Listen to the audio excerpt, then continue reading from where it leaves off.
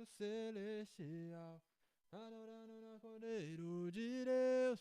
E aí, meu povo, tudo na paz? Espero que sim. Thiago Santana aqui. Se é a sua primeira vez nesse canal, seja muito bem-vindo. Se você já me acompanha através dos devocionais ou talvez dos vídeos cantando, que bom que você voltou. Estamos aqui para mais um devocional dessa semana. Estou conseguindo em 2 semanas seguidas, 2 segundas-feiras seguidas, para a glória de Deus. E, pessoal, hoje o devocional está fundamentado em 1 Tessalonicenses, capítulo 5, eita glória, capítulo 5, no versículo 18, que diz: Em tudo dai graças, porque esta é a vontade de Deus em Cristo Jesus para convosco. O capítulo é basicamente preceitos gerais e uma saudação, mas é um versículo muito famoso, né? Em tudo dai graças, é um jargão muito famoso até para as pessoas que não são cristãs, e é em cima dele que eu quero ministrar o devocional de hoje. Pessoal, eu tenho certeza que vários de vocês, se não todos, já assistiram algum filme de herói, algum filme que mostrava aquela jornada clássica do herói que tinha uma habilidade especial e aos poucos ele ia descobrindo, e através disso se tornava o propósito de vida dele usar isso para o bem, usar isso para ajudar várias pessoas, e ele tinha os inimigos, e de forma gradativa, seja num filme, série ou desenho, você via ele enfrentando inimigos mais fracos, medianos, os mais fortes, até ele chegar no chefão, né? Naquele que consegue bater de frente com ele, e aí ele apanha muito, ele quase perde, todos se comovem com a sua um vislumbre de talvez ver ali uma derrota, e no último momento, no último suspiro, ele recupera forças, ele ganha virtudes a mais, ele consegue se potencializar de alguma forma, e aí ele enfim consegue vencer, e aí temos um final feliz. Isso aqui que eu acabei de falar para vocês é basicamente a fórmula de quase todos os filmes de origem de super-heróis, da Marvel, da DC, de outras empresas que criam seus próprios heróis.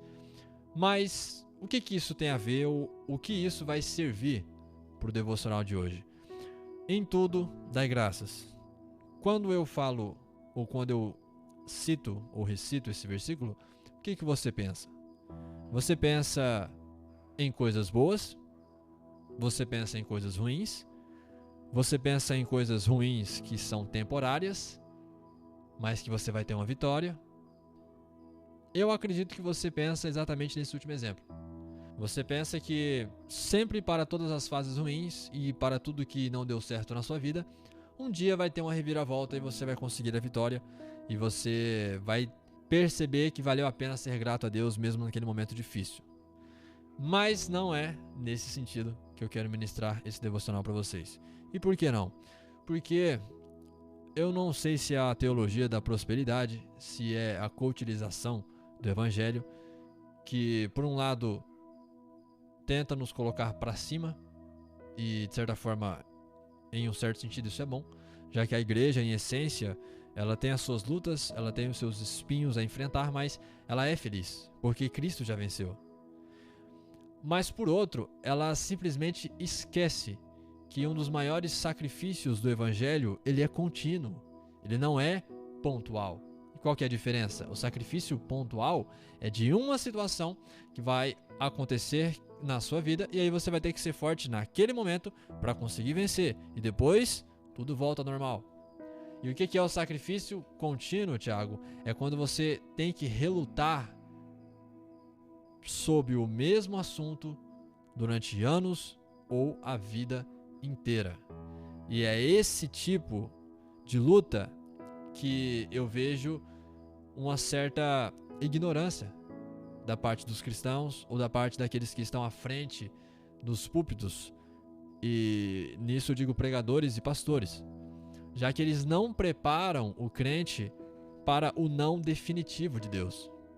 E o não definitivo de Deus, pessoal, é simplesmente encerrar o assunto da maneira que você não queria que encerrasse.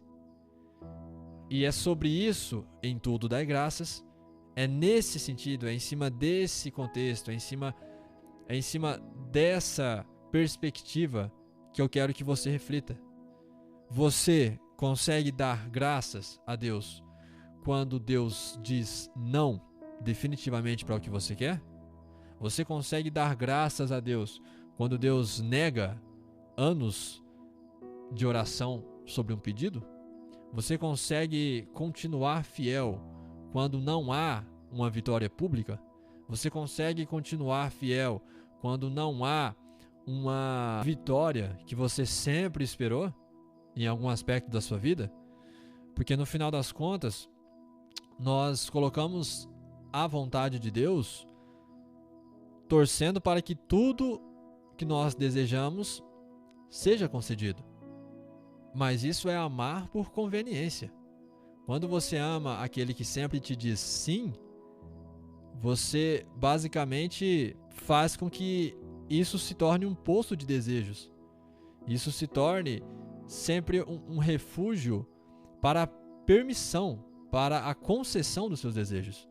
Mas Deus, mesmo que ouça e considere nossos pedidos, a vontade dele é soberana. E quando ele diz não, e quando ele diz eu não vou fazer, e quando ele diz eu não vou curar, e quando ele diz eu não vou te ajudar nisso, e quando ele diz eu não vou te dar o que você está pedindo, você consegue continuar dando graça? Você consegue entender que isso também é a vontade boa, perfeita e agradável de Deus?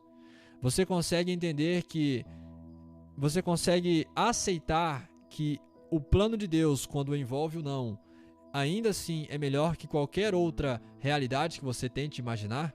Nos acostumamos, pessoal, com essa mesma narrativa onde constroem os heróis fictícios na televisão, nos videogames, nos filmes, aonde sempre vai ter uma reviravolta e aí vamos conseguir o que nós queríamos.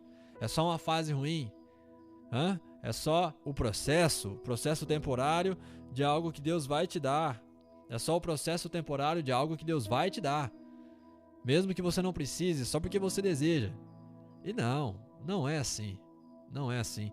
Quando você ama a Deus, quando você passa a amar a Deus, e quando você entende o plano da salvação, você compreende que o que importa de verdade e é insubstituível é a vontade de Deus. Só. Não tem nada mais que importa. Nada mais que importa.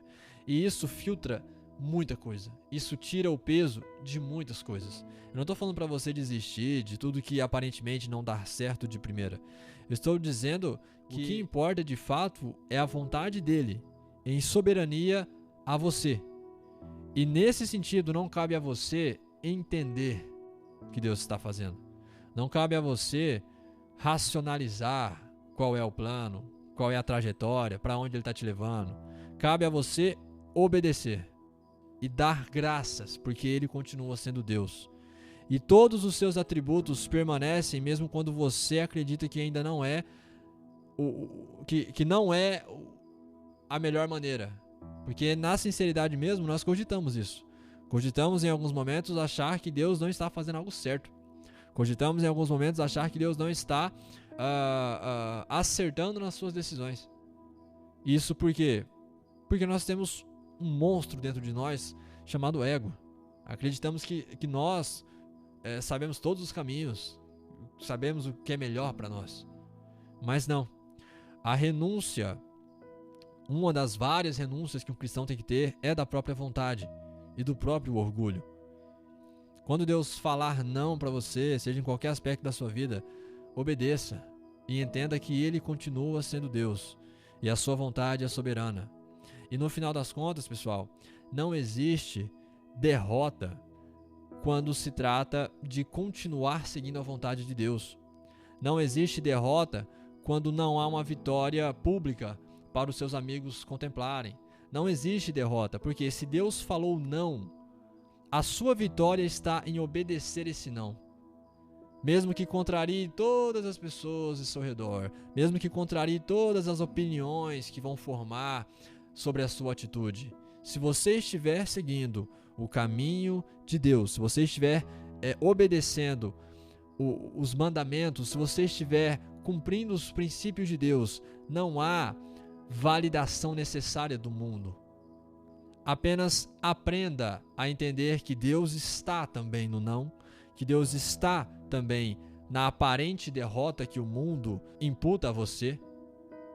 Ele é Deus sobre todas as coisas, sobre a saúde, sobre a doença, sobre a vitória terrena e a derrota terrena, sobre um ganho de um bem material e a perca de um bem material, sobre a nova vida que surge através de você e sobre a vida que se esvai, mas que veio de você.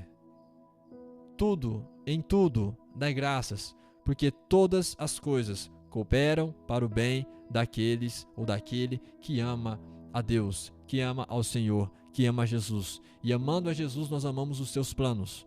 E entendemos que não somos capazes de entender os planos dele, mas de forma submissa aceitamos a sua vontade. É isso, pessoal. Que Deus abençoe a vida de vocês. Se Deus quiser, semana que vem, mais um devocional aí, tá? E aí vamos ter 3 semanas consecutivas. Isso é uma vitória para mim. Deus abençoe sua semana, Deus abençoe você no seu serviço, na sua casa, na sua igreja. Continue servindo a Deus, continue colocando Ele sobre tudo na sua vida. De fato mesmo, pessoal, Deus, Cristo, o Espírito Santo são as únicas coisas ou a única coisa que importa de verdade nessa vida.